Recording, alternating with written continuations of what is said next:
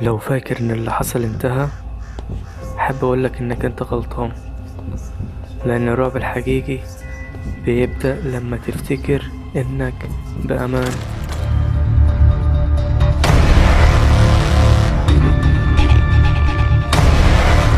بعد اللي حصل في الشارع فضلت اسبوع مش عارف انام. كل ما اغمض عيني اشوفه، هو نفس الصوت، نفس الشكل. والغريب انه كان دايما باصص عليا. رجعت البيت بدري، قفلت الباب بالمفتاح، قعدت على الارض وسندت ظهري على الباب. من الخوف كنت سامع دقات قلبي، ونفسي كان تقيل تقيل جدا. وفجأة سمعت حد بيفتح الباب بالراحة خالص، وكأن اللي واقف برا مش مستعجل. سمعت صوت بعد كده، صوت هادي جدا، وهو صوتي، وبيقول: انت قاعد ليه كده؟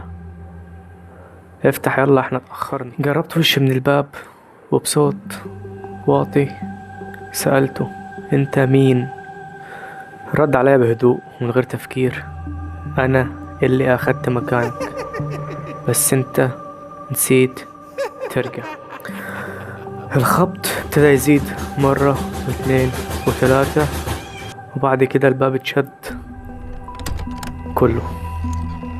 انا قمت رحت معلي صوتي.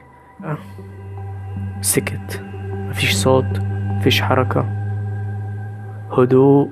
صبرت شوية، بصيت من العين السحرية، ملقتش حد خالص، بس لقيت ورقة مكتوب فيها: دورك جاي.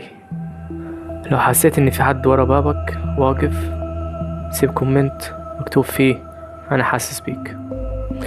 واستنى حلقة 3 عشان اللي جاي مش هيخبط.